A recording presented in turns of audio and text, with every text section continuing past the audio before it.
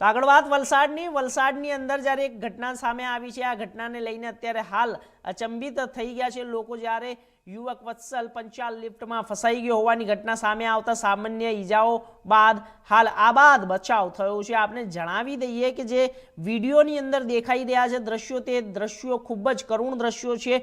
વલસાડના સરદાર હાઇટ્સમાં અચાનક લિફ્ટની ઘટના લોકો માટે ચિંતાજનક અને ભયભીત કરી દેતી એવી છે।